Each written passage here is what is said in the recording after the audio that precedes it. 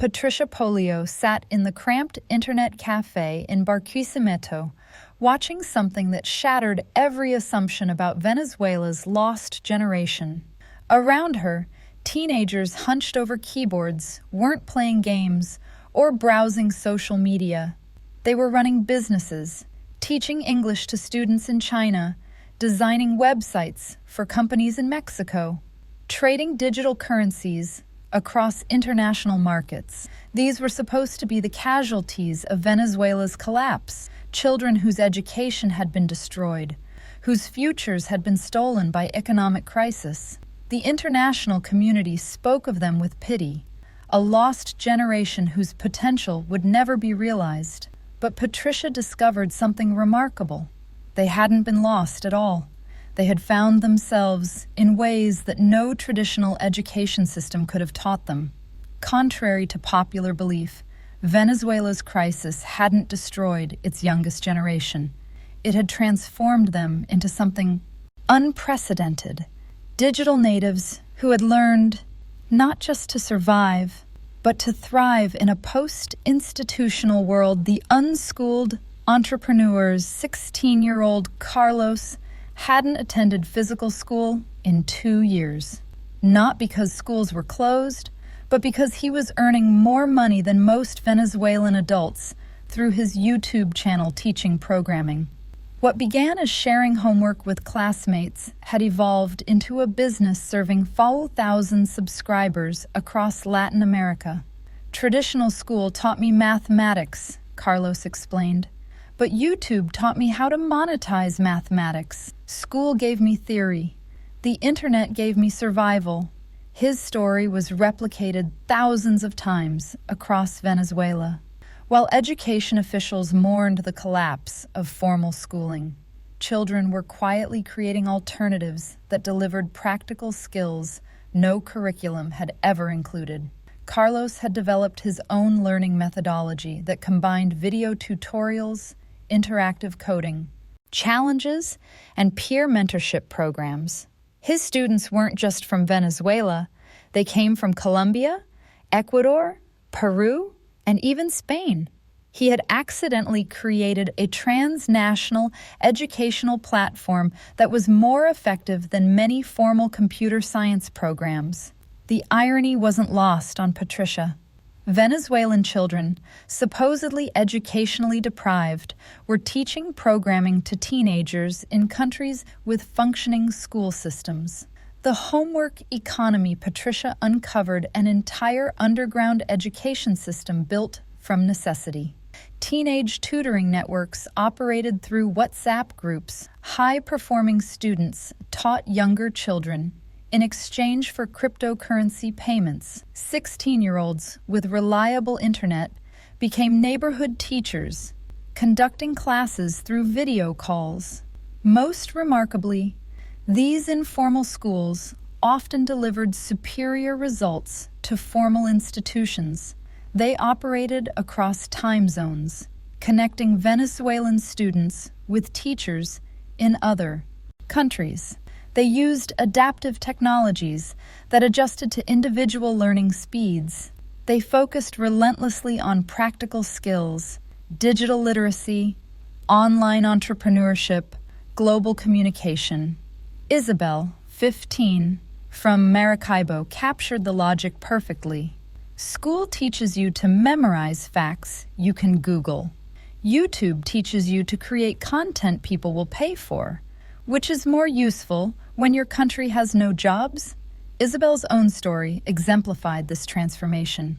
She had started a study group for chemistry during the pandemic, using WhatsApp to share notes and explanations. When her explanations proved clearer than their teachers, word spread. Soon she was tutoring students from 3 different schools, earning cryptocurrency payments that allowed her family to purchase food and medicine. The informal education network had evolved its own quality control mechanisms. Students rated tutors. Successful teaching methods spread rapidly through social media. Poor educators were quickly eliminated by market forces in ways that formal school systems, protected by bureaucracy and tenure, could never match. The Great Reversal. Patricia witnessed something unprecedented in human history. Children becoming primary household breadwinners not through traditional labor, but through digital expertise that their parents couldn't match. 17-year-old Maria managed social media accounts for businesses in Argentina and Chile. Her virtual assistant services, content creation, online research, customer communication, leveraged skills that came naturally to digital natives, but challenged older generations. Maria earned more weekly than her father had in his final year of government employment. This economic inversion created profound family transformations. Parents found themselves financially dependent on teenagers. Children made household financial decisions. Traditional authority structures collapsed and reformed around technological competence rather than age or formal education. Maria's typical day began at 5 a.m., coordinating with clients across multiple time zones. She managed Instagram accounts for boutique clothing stores in Buenos Aires, conducted market research for Colombian startups, and provided customer service for Mexican e-commerce companies. Her bilingual capabilities, combined with cultural understanding of Latin American markets, made her services highly valuable to businesses expanding across regional borders. The psychological complexity of these role reversals couldn't be understated. Parents experienced both pride and anxiety watching their children assume adult responsibilities. Children gained confidence from economic independence, but also felt premature pressure to support entire families. The accidental genius generation crisis had accelerated skill development in ways that prosperity never could. Venezuelan teenagers became trilingual from necessity. English and Portuguese opened global markets for their services. They mastered advanced technology because basic technology wasn't sufficient for survival. They developed sophisticated business instincts because formal employment didn't exist. A typical Venezuelan teenager Patricia interviewed could navigate cryptocurrency markets, manage international client relationships, troubleshoot complex software systems, and negotiate contracts in multiple languages. These weren't privileged children from wealthy families. These were ordinary teenagers, forced by circumstances to develop extraordinary capabilities. Meanwhile, international development organizations spent millions on youth employment programs in other countries, trying to teach skills that Venezuelan children had learned organically through sheer necessity. Patricia met Diego, 18, who had become a cryptocurrency trader by age 15.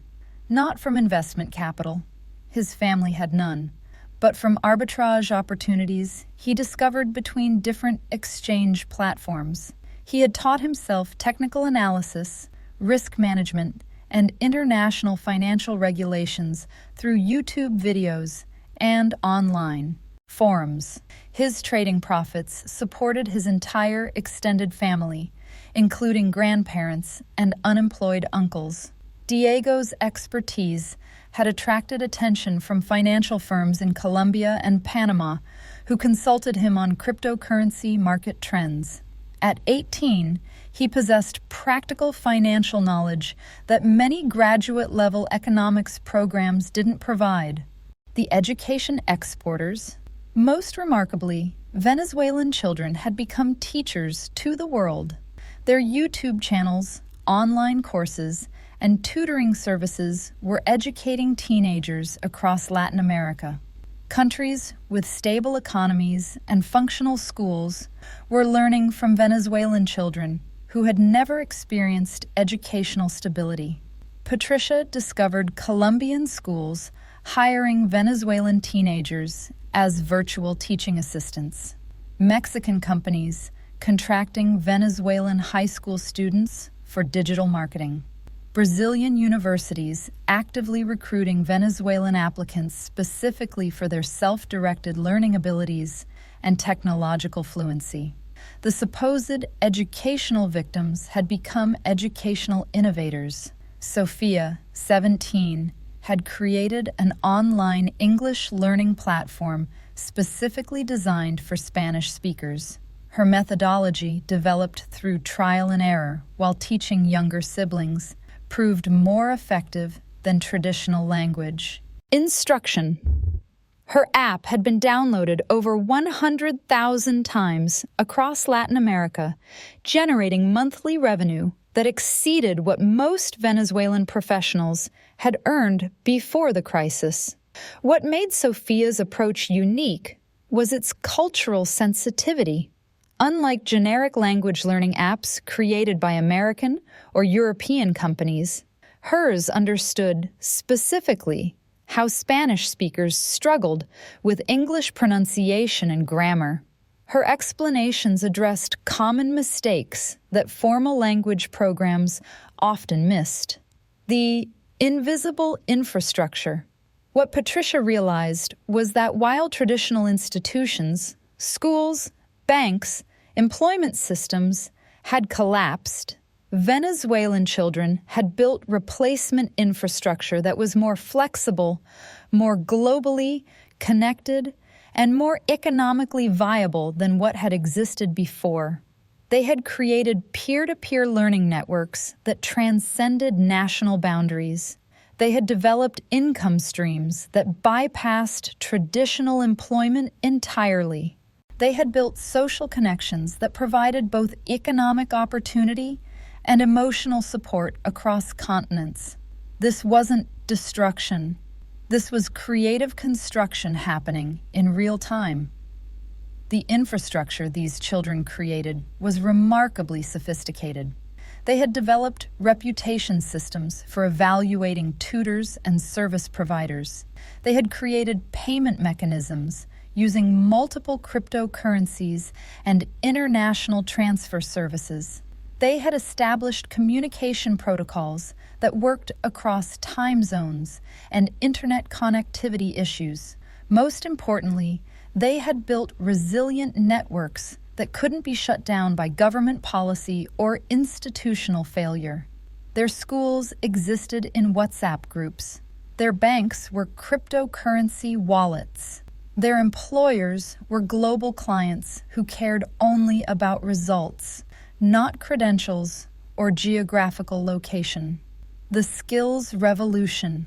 Patricia documented something unprecedented, an entire generation that had developed advanced professional capabilities without formal training. They had learned graphic design from YouTube tutorials. They had mastered digital marketing through trial and error with real clients. They had developed programming skills through online challenges and peer collaboration. Their learning methodology was fundamentally different from traditional education. Instead of theoretical knowledge, followed by practical application, they started with real-world problems and learned theory as needed. Instead of grades and credentials, they were evaluated by actual performance and client satisfaction. This approach produced remarkably well-rounded capabilities. A typical Venezuelan teenager working online had developed not just technical skills, but also project management, client communication, cultural sensitivity, time management, and entrepreneurial thinking. The global implications. Venezuela's children had accidentally solved problems that education systems worldwide were struggling to address. How to prepare young people for a digital economy, how to develop entrepreneurial capabilities, how to create globally relevant skills. Their solutions weren't theoretical. They were tested daily by economic necessity. They worked because they had to work. They evolved because survival required constant adaptation. Other countries began studying Venezuelan educational innovations. The informal learning networks, the peer-to-peer teaching systems, the practical skill focus, the global connectivity. Educational researchers from Harvard and MIT started interviewing Venezuelan teenagers about their learning methods. Silicon Valley companies began recruiting Venezuelan youth for their demonstrated ability to learn rapidly and adapt to changing technological environments. The real revolution. Patricia's final realization was profound. The world had expected Venezuelan children to become refugees from their circumstances. Instead, they had become pioneers of a new model for human development in the 21st century. They had proved that formal education, while valuable, wasn't essential for learning. They had demonstrated that economic opportunity could be created rather than simply found. They had shown that crisis, while destructive, could also be transformative. Standing in that internet cafe, watching teenagers conduct business across continents, Patricia understood she wasn't witnessing tragedy. She was witnessing evolution, not just of individual children, but of human possibility itself. Venezuela's lost generation had never been lost. They had simply taken a different path, one that the rest of the world was only beginning to understand. They had become living proof that human creativity and adaptability could overcome even the most challenging circumstances. In attempting to save themselves, they had inadvertently created a model for education, employment, and economic development that was more relevant to the 21st century than anything traditional institutions had produced. The children who were supposed to be casualties had become pioneers. The generation that was written off had written the blueprint for the future.